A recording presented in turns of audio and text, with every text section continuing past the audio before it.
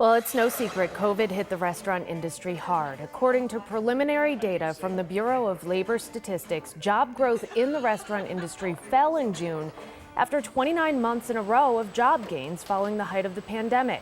Many Western New York restaurants are still struggling to find workers, and that's why joining me live now is Buffalo Business First reporter Tracy Drury, who covers the restaurant industry.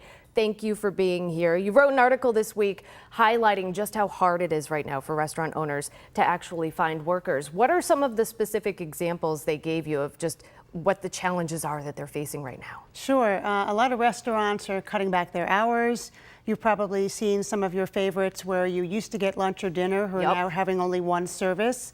That's partly because they might just do one shift for the day, and it helps them manage their workforce a little bit better. In some cases, the owners are getting behind the grill themselves. They're having to do some of the cooking. So yeah, it's definitely a little bit tougher than it has been. They're struggling. And there are some cases where I think you wrote that like 50 people would apply and 10 or 12 would sign up for interviews, and then a lot of people just wouldn't show up. They just don't show up. And we're seeing that with a lot of industries, not just restaurants. But remember, the restaurant industry, especially those who are the back of house, the people in the kitchen, those are not easy jobs. It's hot, it's stuffy, it's it's just not an easy job. So it's hard to get people back there, especially for dishwashers and other back of house positions. Yeah, especially when you're first starting out. And some restaurant owners started paying people more since the pandemic, and minimum wage has gone up in New York State since then. Why do people in the industry think that these higher wages are not attracting more people? Well, again, everyone is hiring, no matter what industry you're in. So if you can get a job doing something where maybe you're in a different situation, maybe it's cooler with air conditioning, or maybe you're just getting a higher rate of pay at a different job, that may be more attractive to the workforce. So they're just not getting as many people showing up. And people have more choices because a lot more choices. A lot of places are hiring right now. There are also other things that restaurant owners are doing besides bumping the pay up to lure people in. What are some of those things? I'm hearing of places that are offering benefits like many other employers will do. So you'll see some 401k, you'll see some health benefits. You're also seeing some that are providing some help with college. We did a piece last year on Elmwood Taco and Subs that's providing some college assistance for their employees.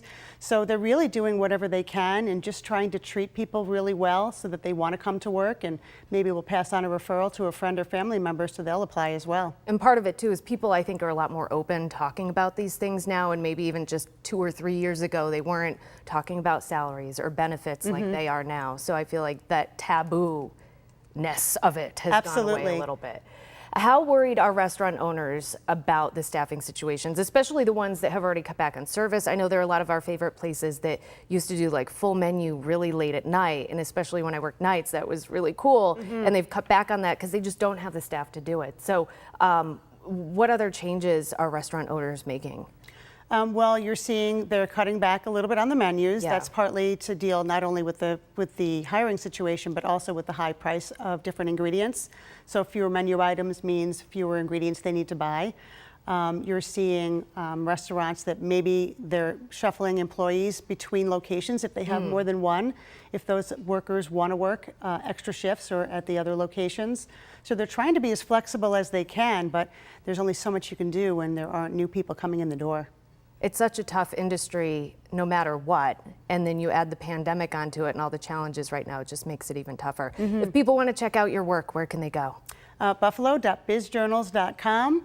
We're on Facebook and Instagram and other social media, LinkedIn as well, so you can find us all over online. And of course in print every week. Tracy Drury from Buffalo Business First, thank you for joining us tonight on the Town Hall. Thanks for having me, sure.